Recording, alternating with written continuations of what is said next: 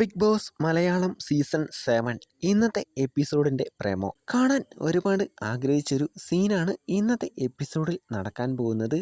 കപട സ്നേഹം നടിച്ചാണ് ആദിലയും നൂറയും ഷാനവാസിനെ കൂട്ടുപിടിച്ച് നിന്നത്. അനുമോളയും അങ്ങനെ തന്നെയാണ് നിർത്തുന്നത്. കഴിഞ്ഞ വീക്കെൻഡ് എപ്പിസോഡിൽ ലാലേട്ടൻ ഷാനവാസിനെ നല്ലതുപോലെ വഴക്കു പറഞ്ഞു. ഷാനവാസിന് അതോടെ നെഗറ്റീവായി എന്ന് ആദിലയും നൂറയും വിചാരിച്ചു.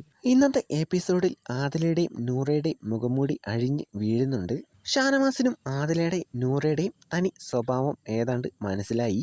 ഷാനവാസിന് ഇത്രയും സപ്പോർട്ട് കുറയാനും നെഗറ്റിവിറ്റി ആവാനും പ്രധാന കാരണം ആദിലയാണ്. പെങ്ങളുകുട്ടികൾ എന്ന് പറഞ്ഞ് ഷാനവാസ് രണ്ടുപേരെയും കൊണ്ടു നടക്കാൻ തുടങ്ങിയ അന്ന് തൊട്ടാണ് എനിക്കും ഷാനവാസിന് ഇഷ്ടമല്ലാതായത്. ഇന്നത്തെ പ്രമോ കണ്ടപ്പോൾ നല്ല സന്തോഷം തോന്നി. 3 പേരും അടിച്ച് പിരിഞ്ഞു. ഇനി ഷാനവാസ് ഒറ്റയ്ക്ക് നിന്ന് കളിക്കും. ആദിലയുടെ വാക്ക് കേട്ടാണ്, കുത്തിത്തിരിപ്പ് കൊണ്ടാണ് ഷാനവാസും അനീഷും തമ്മിൽ ഇത്രയും പ്രശ്നങ്ങളുണ്ടായത്. ഷാനവാസ് അനീഷ് ആ കോംബോ തകർക്കുക, അത് തന്നെയാണ് ആദിലയുടെ ഉദ്ദേശം. അതിൽ ഷാനവാസ് വീണു.